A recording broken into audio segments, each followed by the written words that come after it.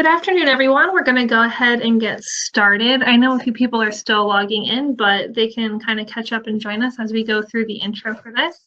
My name is Amanda Benton. I'm an Assistant Director of Alumni Relations at Marist and a graduate from the class of 2011. We're very excited to present this Wellness Wednesday webinar with you today with our host, Dr. Marisa Moore.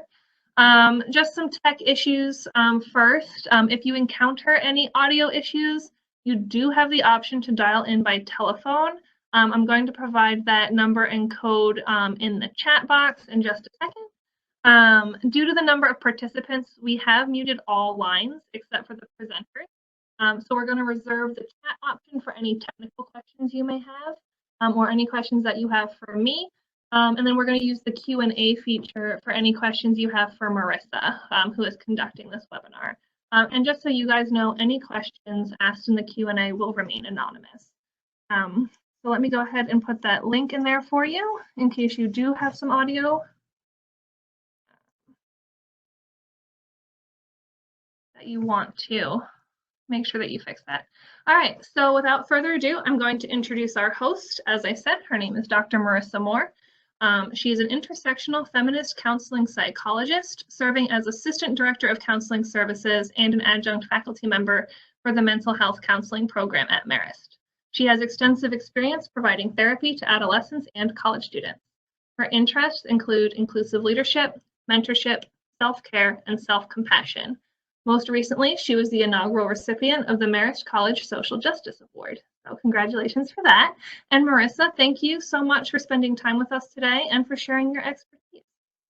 Thank you so much for having me. Just want to do a check real quick. You can hear me okay on your end? Yes, we're good. Awesome. Thank you. Thanks again for having me. I'm really excited to be here and just taking a look at the participants. I see some familiar names and friendly names as well as some new names. Looking at the list, I saw that we had some alumni coming in from all years. So I really hope that regardless of your current situation, that you can find something that can be really helpful for you in this presentation today. It's going to be about 45 minutes. And I'm going to make sure that we dedicate enough time for the question and answer part at the end. So it means I'm going to have to kind of keep it short, not to be as long-winded as I usually am. So I'm going to work on that. But again, really excited to be here and thank you all for joining today. So yeah, we're going to be talking about coping strategies in these uncertain times. And as I adjust to the screen, bear with me. Okay. So in terms of what to expect, we're going to talk about what's happening, what you might be experiencing, and just to kind of normalize and make sense of what feelings might be coming up or what behaviors that might be coming up in the face of what's happening. We're definitely going to go over some coping strategies. And I really hope that in this talk, you think about what are things you would like to do for yourself, whether I've listed them or not, but more so, this is really an invitation for you to practice taking care of yourself. So I hope that in this conversation, even though it's a little one-sided, that you get something out of this. There will be a link tree at the end of the presentation with links to how to access providers, some apps that you can download, and some other resources. And also you will be getting the slides at the end of this presentation. And then, the Q&A piece. But before we start, I realize again that this is kind of a one-sided thing, but I thrive off of interaction and I thrive off of some kind of connection. So I'm going to assume that you're going to do your part on your end. But what I'm going to ask is that, have a pen and paper ready and take a second to think about how have you been feeling lately? I know that's such a therapist question to ask, but really just kind of check in with yourself, because I wonder, when's the last time you checked in with yourself? And just make a note. It does not have to be a long, maybe just one word. Some common words that might be happening right now are exhausted, tired, stressed. Some might be grateful, relieved. That's all okay. But just take a moment to just check in. And keep that pen and paper or your notes on your phone accessible for later. So there's a lot going on in the screen, so I'm going to take a few minutes. Basically, what's happening. Before I go into what's happening currently with COVID, I just want to acknowledge that with regards to mental health, we tend to think that it's only a certain group of people that experience mental health concerns, only X out of Y amount of people have depression, or only X out of Y have anxiety. While that might be true for diagnostic reasons, that's not to say that we all don't experience some form of mental health issue in our lives, because stuff happens, whether we experience a loss, whether we experience a change in our lives, we have a right to feel sad or kind of grumbly about what's been going on pre-COVID and currently. So I just want to acknowledge that whether you are someone who might have a diagnosis or may not, that mental health is something that we all experience. Emotions are something we all experience. So just because we don't go to, we might only go to the doctor once a year for a physical, and maybe occasionally for when we're sick, things come up. You might sprain an ankle, or you might overstretch a muscle. Clearly, I'm not that athletic, so I don't know what words I'm using there. But all that to say is that you don't just stop taking care of your physical health just because you're not going to your doctor for your physical. It's an ongoing thing. It's about taking care of yourself. So what that means for now is whether you have a pre-existing condition like depression or anxiety, it's being exacerbated by what's happening right now. And even if you don't, these are the feelings that might be coming up for you. And some of them could be irritability, grumpiness. You might find yourself getting more angry more quickly, maybe a little snippy, exhaustion. I myself tend to have been feeling a lot of anxiety and exhaustion. It's kind of like a ebb and flow of the two. Sadness, numbness. So for some folks who might not be feeling anything, and that's okay too, maybe some confusion as to why that might be. I mentioned anxiety already. Guilt or shame. Shame because you're not feeling the way you think you should be feeling, or doing the things that you think you should be doing in response to the current situation. So what that could look like is poor concentration. I mentioned snippiness before. Maybe you might be snapping at the folks that you live with or your family members. If you're isolated, you might not be engaging in the things that you typically would. Some crying could be happening. Difficulty sleeping. I know that came up as one of the questions prior to this event, and we will definitely get to that. Some ways to improve sleeping. Avoidance. So I'm also guilty of that. Basically, you have some things to do and you just, you're avoiding it, whether because it causes some anxiety or you just don't have the energy to muster to do it.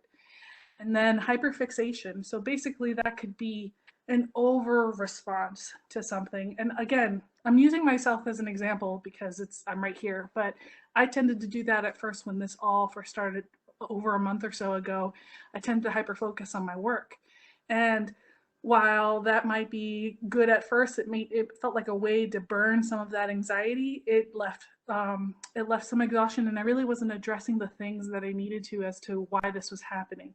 So again, I know I'm talking about myself, but I'm just sharing that with you to just show that even as a therapist, as a psychologist, this is something we're all experiencing. So that's why I have that quote from Twitter that some of us might be experiencing this as a slowing down, as a lethargic response. Some of us might be over responding. Either way, it's okay. What's important is for you to acknowledge where you are in any given moment, because the thing is that this is going to ebb and flow. You might find yourself feeling fine one day, and then some of those feelings might come back. All of this to say again that this is normal. And then also, just because it's important to acknowledge that there are probably some positive emotions happening too. Some folks are experiencing gratitude. Some might be experiencing relief, like, whew, thank God I don't have to, make that drive right now. Some might feel rested, and then others might be feeling some excitement. This is an opportunity. I've heard from a lot of parents different stories. Some have been exhaustion trying to work with children who, are now learning from home, but also other parents who are like, wow, I've never had this kind of one-on-one quality time with them. So again, this is also an opportunity to experience a number of things at the same time. Society makes us think that we are only allowed to feel one thing at once, but that's not true. We can experience both relief and sadness, excitement and nervousness. Even in those two, they actually kind of feel similar. So we might assume that we might be feeling only anxiety, but maybe there might be some other things there as well. So again, going back to that earlier invitation to think about how you're feeling, it's really to check in to make sure that you're going a little deeper with yourself, because we tend to just kind of go surface area, and it's really an opportunity to get to know ourselves a little bit better. Whew, I need to take a breather for a sec. So with that, bear with me, I'm just trying to clear my screen a little bit. The other thing that society also kind of has us do is we're supposed to present ourselves like everything is okay. Granted, I work with college age students, and they're very familiar with things like Instagram and Snapchat and all these other social media platforms that I don't even know about now. In my day, it was Facebook and MySpace. But basically, we are all basically trained to present our best selves, our highlights. Um, and think about that in the face of COVID. Like, it's almost like we're not allowed, or we're not allowing ourselves to show that we're mourning, to show that we're grieving. That is probably the most significant emotion that might be happening right now, is grief. And if you think about it, with any kind of change, even positive ones, it means the end of something that was. So when we think about our current Marist students who were supposed to be graduating, it's a loss of their senior week, their graduation, the opportunity to say goodbye. I've got some international students that are like, I don't know if I'm ever going to see my friends again, because they actually had to go back home to their home countries.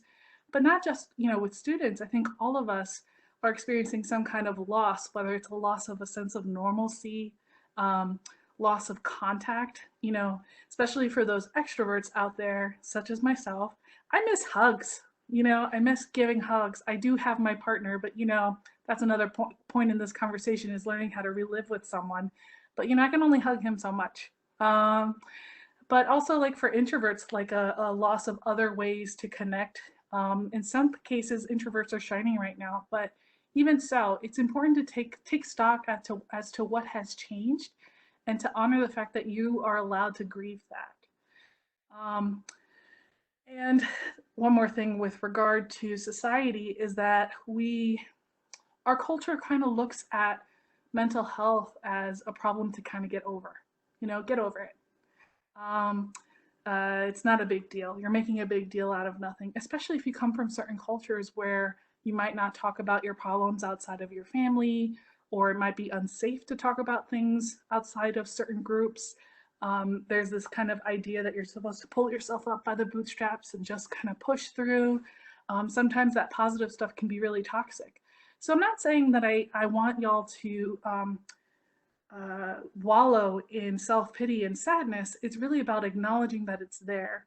Because here's the thing, and I use this example all the time, this metaphor. If you're caught in the ocean, and if you're not a good swimmer like me, and a big scary wave is coming, our natural tendency is to see that wave and to start trying to swim away from it, right? We want to fight it. We want to run away from it. And, inevitably that wave will still catch us, and we've exhausted ourselves in the process by fighting it. Lifeguards know that you're supposed to swim under, but also in the case of riptides, which are even more dangerous and more lethal, you're supposed to swim parallel to the wave and wait for the wave to crash, and then you swim away. So that wave is anxiety, depression, sadness, grief, right? We see it, we can see it coming sometimes, and it's important for us to recognize it. And instead of, panicking and going, oh no, I don't want to feel this, kind of acknowledging it, and then determining what to do next, which is why lifeguards are trained to either swim under or swim parallel. So that's why I refer to these quotes here on this screen. We cannot thrive when we treat our bodies, our suffering, and our earth like obstacles to get over. It's really about honoring before we decide what the next step is. So before we can even go into coping, I really want to invite y'all to take some time to allow yourself to feel what you feel, okay?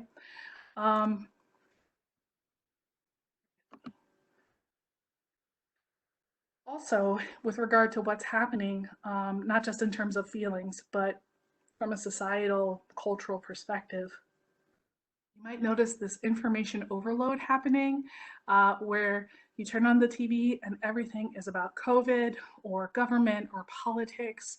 And I don't know about y'all, but I've stopped watching TV altogether. My partner occasionally will watch some of those press conferences, and I'm like, just give me this much out of all of this, right?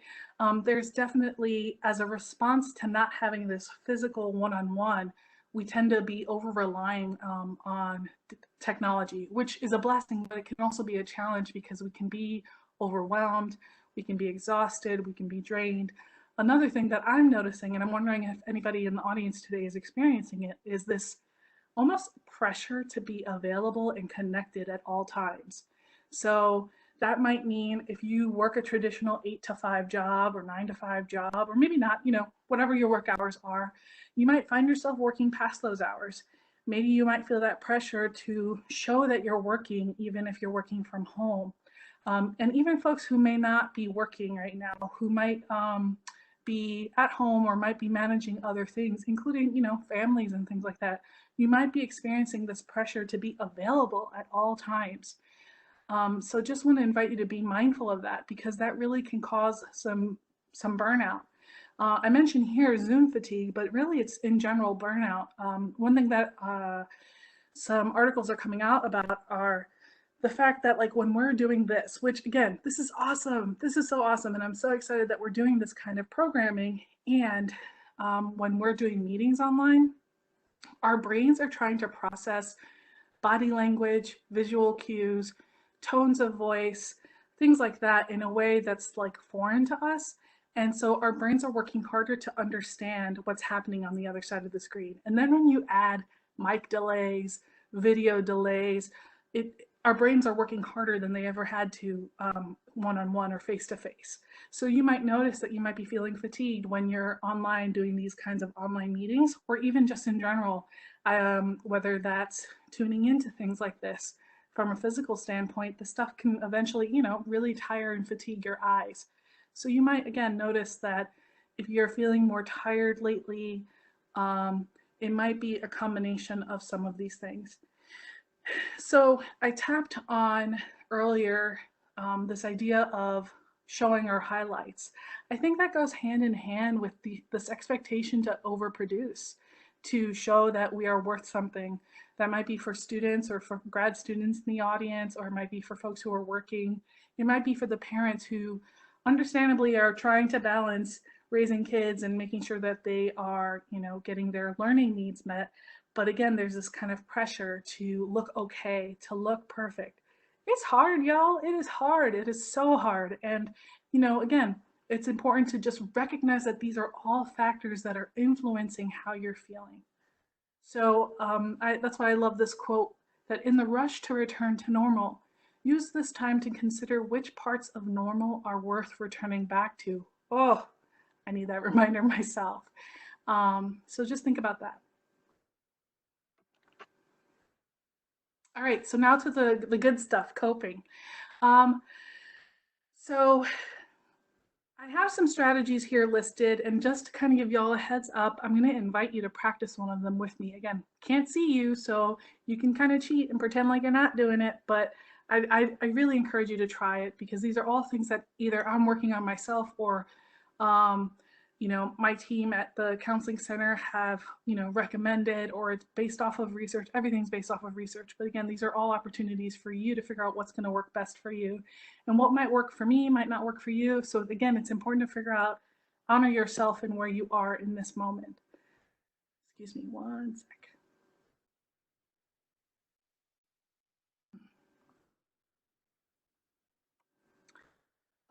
So before we go into coping strategies, really want to invite you to think about your physiological needs. If anyone has ever taken a Psych 101 class, or you might have heard of Maslow's hierarchy of needs, usually in order to get to our best self, like Beyonce level, we have to meet these other kinds of needs first. And at the very most bottom are things like food, sleep, shelter, safety, and security. Nowadays, that also includes toilet paper. But, so I want to take a moment to go into some physiological things that you could be doing to help yourself in this situation. And the reason why I wanted to open with this is, again, with the students that I'm working with, some of them are in situations where they can't leave their homes. They might live in the city where it's really risky for them to go outside. They might live in an apartment with other family members. So there might not be that many options for them. But these are things that I encourage them to focus on because it's important to address what you do have power and control over. And I'll get to that in a little bit. But, first and foremost, sleep hygiene. Um, Everyone, for the most part, has been experiencing sleep difficulty, myself included, my teammates back at work. And, a lot of times it's kind of like, why is this happening? One, going back to that grief piece I mentioned, grief and anxiety can stir us up. Our brains are trying to make sense of what's happening lately. Our brains do this really interesting thing where, they're trying to process our memories from short term to long term, but also, that's where our emotions kind of get processed too throughout what we're experiencing. So if you notice you might be having some nightmares or really active, vivid dreams, it could be because of that. There was a question with regard to a new sleep habit that emerged where person's having trouble falling asleep, staying asleep, they end up falling asleep on the chair in the middle of the day in their living room. And so this is where sleep hygiene is really important. The most important thing you can kind of focus on right now is a routine. In an ideal world, we can have X amount of hours to sleep in. And my encouragement to you is focus on quality than quantity. Obviously, having 8 hours of sleep would be awesome. But if you can get some 5 hours of solid good sleep, I would encourage that. So what would help with that is having a sleep routine before bed. That might mean dimming the lights, turning down, especially now because we are so hyperactive and hyper connected to technology, giving yourself a period of time where you're not connected on this or your phones. And I know that's really hard for us. I sometimes am up late looking at TikTok before bedtime. I really shouldn't be doing that. So again, like putting in a break of time where your brain's not, again, taking in all of this information. That could be, you could have dim lights, you can have really relaxing music on, you can be enjoying some sleepy time tea or any kind of non-caffeinated beverage, anything that kind of triggers your brain that it's time to slow down, it's time to quiet down, whether that's taking a hot shower or doing your skincare routine if you have one. But again, just doing the same thing over and over again to trigger your brain, oh, it's time to shut down. With that, because most of us are now home, having to be home, that also means that our spaces have new meaning. Right now, I am talking to you from my bedroom. I designed my apartment to not have any kind of work involved in it. So I really had to reconstruct a little teeny tiny corner for my brain to be on. But what that also means for others is that, you might be on your couch doing some work. That couch, historically has probably been a place for you to veg out. And now you might be struggling with paying attention or concentrating. Same with your bed. You might be using your bed for other things besides sleep and sex. And for the purpose of brain training, you really should keep your bed for that purpose only. If you find yourself falling asleep in other parts of your home besides your bed, you want to interrupt that because your brain is starting to associate sleep with other parts of your house. Okay, so that's really, really important. You just want to think about it as brain training. The last piece, because I could go on and on about sleep, but the last piece I just want to mention about that is if you find yourself tossing and turning for more than 15 minutes, get up out of bed, do something again calming and soothing. There's some sleep apps that I've added to the end of this presentation because you don't want your brain to think it's supposed to be awake. Okay, moving on. Same with nutrition. I am not here to shame anyone. I have been eating plenty and enjoying some of my food. You might have seen my Instagram account come up called quarantine_and_cook, basically quarantine and cook. When this all started, I was cooking up a lot and eating a lot. So this is not about, shaming that you're overeating or undereating, but really it's about honoring what your needs are in the moment. It's okay if you want to have ice cream or some Oreos and you don't want to overdo it, right? Finding that balance. It's important, especially because if you are doing some work, if you are working from home, or if you are a student, doing schoolwork, or if you just want your brain to be active, especially if you're running after some toddlers, it's important to get the right nutritional needs met. Same with substance abuse. We're seeing an increase of alcohol and other kinds of uses. I'm not here to tell you not to enjoy that glass of wine. Do so, please. And have you noticed you might be doing more than you usually have been? Um, Especially with this hyperconnectivity happening, there are happy hours online popping up all over the place. And so we're feeling obligated to join in on these things, or we feel like we need something extra to help us cope. Again, just be mindful about how it's impacting your body, because if you're drinking more than you might have in the past, your body's kind of feeling the effects of that. And last but not least, exercise. I know that sounds so cliche to say, and we might not have the means to do that. We may not have like gyms to go to or be able to go outside, even being able to do things in your space to cause some movement. There are apps right now that are offering free exercise. Peloton has a 90-day trial.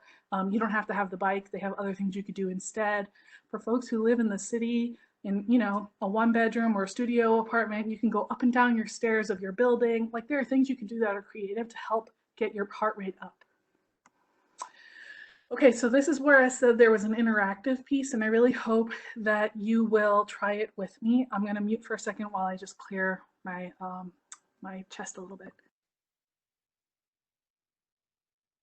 Thank you. Okay, so I'm going to ask y'all to try this with me. I've never done this over a webinar, so this is new for me too.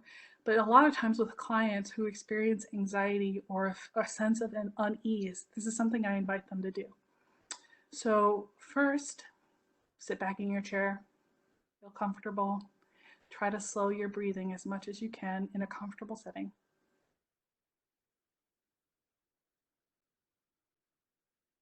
And name 5 things. You can say them out loud because I can't hear you. 5 things that you see in your room.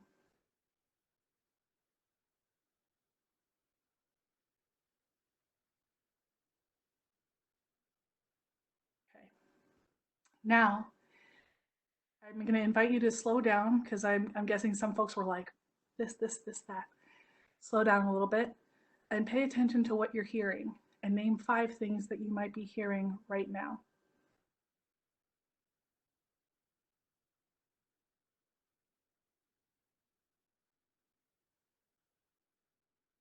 And it's okay to repeat if you don't have that much sound going on right now.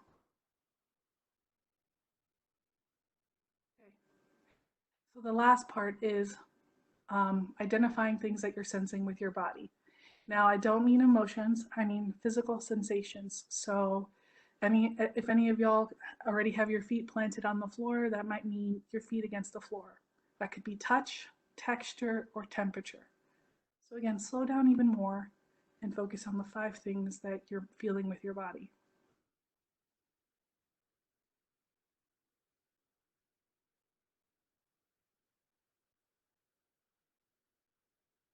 My hands are cold, but my face is warm. Okay. So some of y'all might have noticed a shift. Some of y'all might not have. That's okay. A lot of times people think, I can't meditate. That kumbaya stuff. I can't sit quietly for so long and think of nothing. But you just meditated. The thing about meditation is it's not an absence of thought, it is a focus of thought. It is a focusing. And it's a constant practice of focusing. So if that was helpful for you, I certainly encourage you to do that, or continue to do that. That is something I use all the time. I don't like flying on airplanes, so I use that all the time on the plane. Additionally, with regard to breathing exercises, well, again, some people might hear that and be like, oh, that's some mumbo jumbo kind of stuff, but it's actually, research has shown that it's effective. And the reason why is because when we practice this particular type of breathing exercise, we mirror how we breathe when we sleep. And so doing this triggers a serotonin release in our brain, which basically gives us a little natural calmer.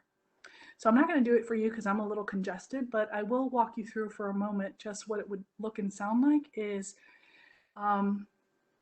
you would inhale through your nose. Okay, maybe I will do it.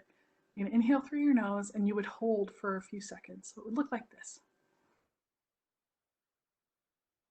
Notice how my chest has expanded. And then after a few seconds, you exhale through your mouth like you're blowing through a straw.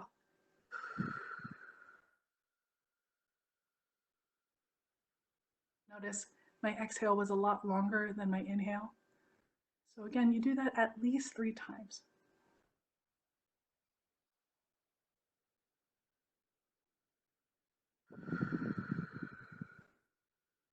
Notice how my shoulders go down. You can do the third one on your own. Again, you want to do things that won't restrict your breathing. Shortness of breath, rapid breathing indicates anxiety and nervousness. So any opportunity you can slow down and focus on your breathing is really an opportunity for you to give yourself some air. Notice how much slower I'm speaking, right? I started out the session talking a mile a minute. So the other metaphor I want to use here is with regard to self-care. When you are on a plane and there's an emergency, they tell you to put your air mask on first before you help the person next to you. The reason being is you're no good to yourself or the other person if you both pass out. So it's really important to give yourself that air, to put that air mask on first before you do the things that you feel like you need to be doing. Okay, we got some more for you. Hold on, stay with me. Um, so again, in terms of coping strategies, you really want to focus on what you can control. There are things that are happening that we don't have a control or say over, and believe me, that's really frustrating. And in order to help ease and cope with what's happening, it's important to focus on what you are empowered with and what you can control. Um, there were a lot of talks about maintaining routine, do things that would make you feel as normal, like you were going to work or school, or uh, wear clothing that makes you feel like your sense of normalcy. I support that, and at the same time, you need to be flexible with yourself, because imagine you're trying to cope with the situation and then you get mad at yourself or frustrated with yourself because you're not doing all the things that you used to do, like go to the gym 3 times a week. So again, while routine is important, while structure is important for you to have something to kind of follow, it's even more important to be flexible about that right now, to be self-compassionate and to not to be so hard on yourself if you can't maintain all of those things. Um, so for those of you who are working from home, dedicating a space where you can do that. As I mentioned, I'm working from my bedroom right now in this little nook. We don't have an office. Creating a space that helps encourage, your brain to work.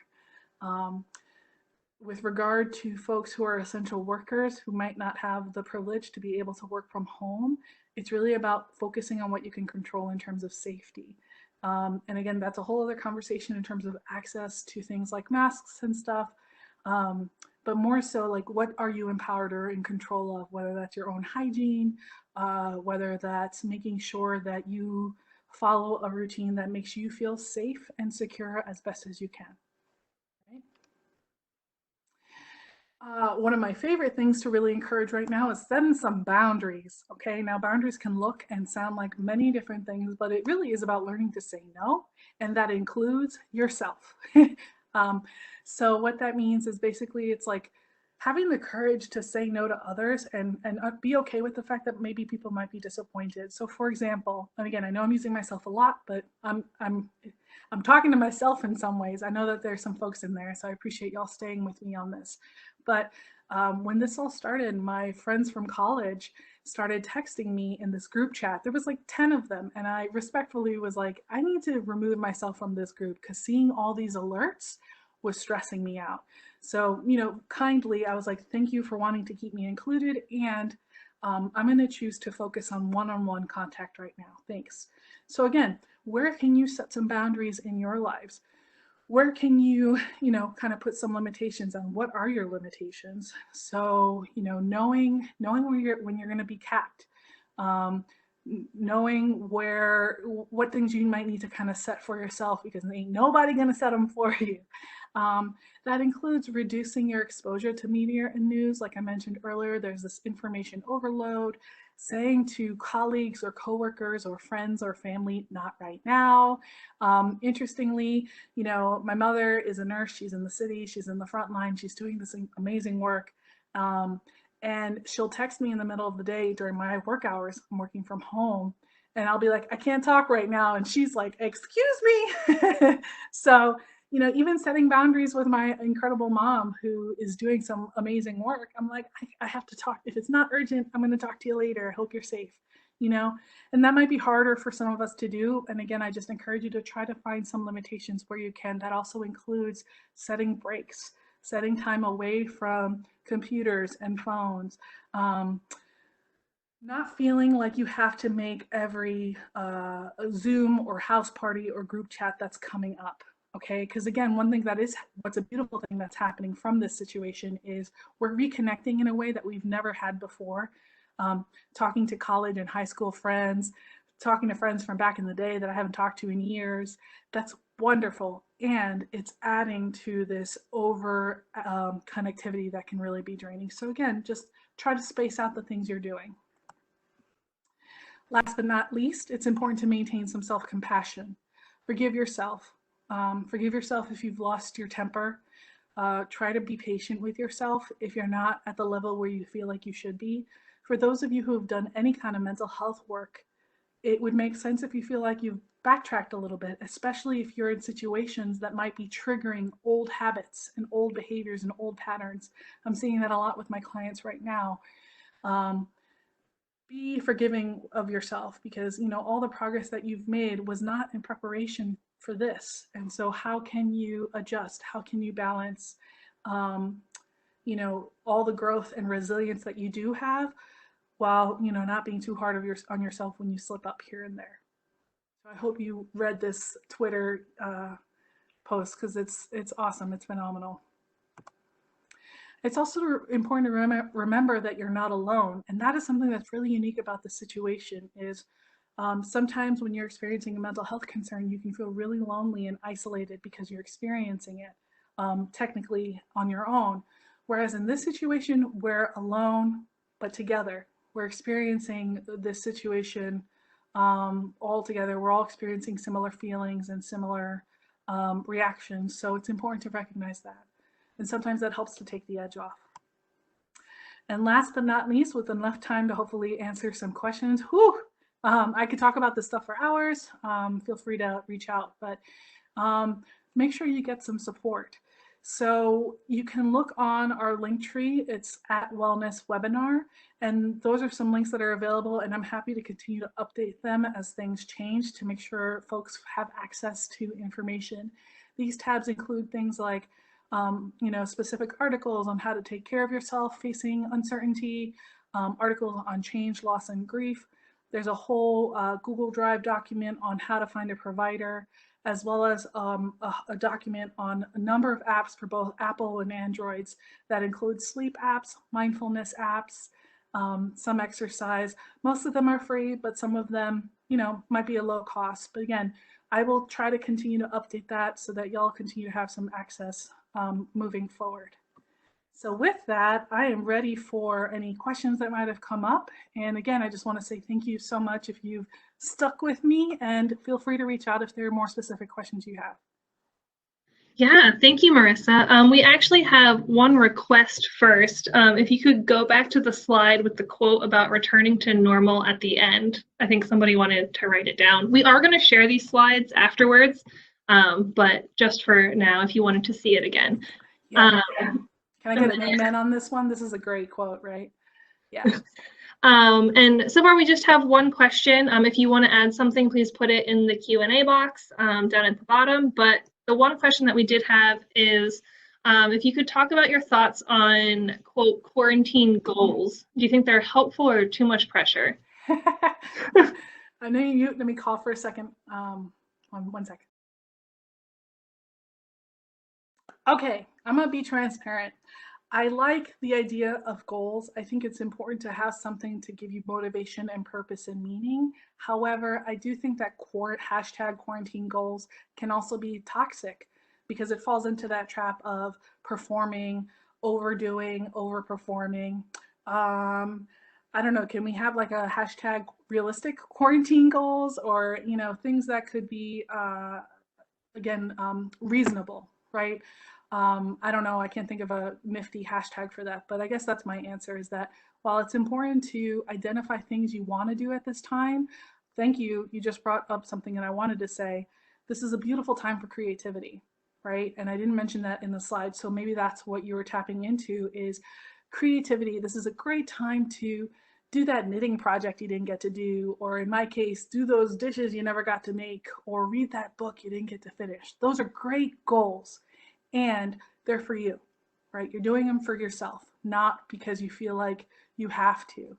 I wish I had shared, there was another Twitter post of someone who was like, if you don't come out of this with a new skill and a new this and a new that, you're doing it wrong. And I'm like, that is so shaming, We're tired. It's okay if you don't come out of here learning a new language and, having read X amount of books.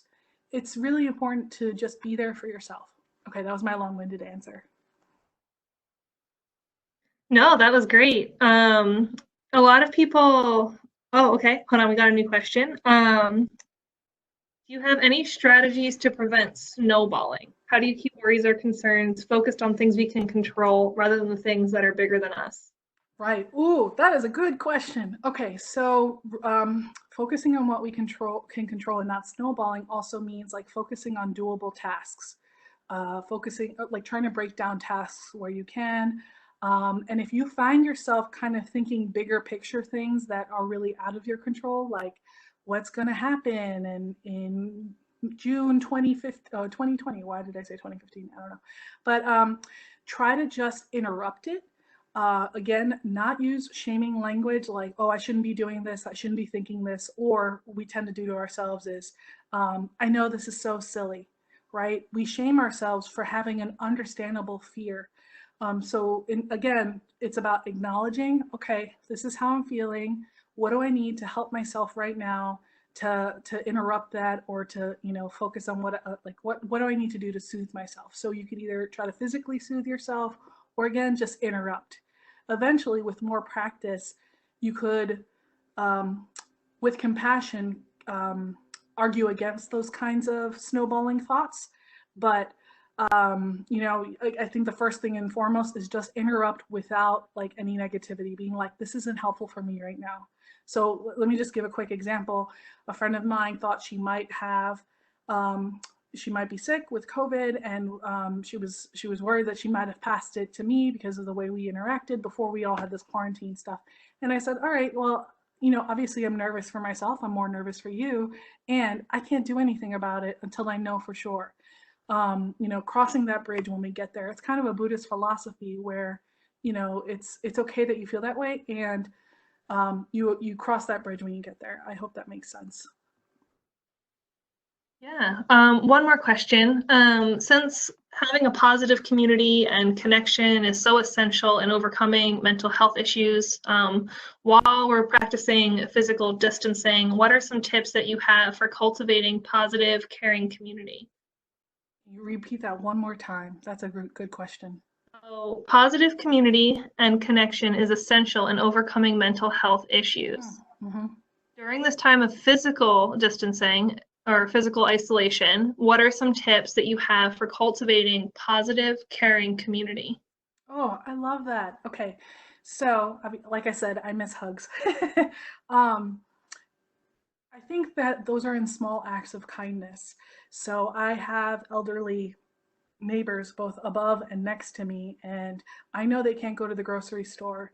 And so when we went, we made sure to get some things that they needed, and obviously, did some things to make sure that the items that we delivered were safe and wiped down. And then I gave them instructions to do the same. We're all socially distant, but I think there's a way to show kindness and love even in the face of social distance. This might seem cliche and it might seem superficial, but also sending someone $5 on Venmo if you have the means. If you don't, that's okay. You can send an IOU for dinner sometime. But I've also noticed with like friends who are in the front line, sending them a few some money for them to get like a treat or coffee on their way to work is a way to say, hey, I love you and I can't be there for you.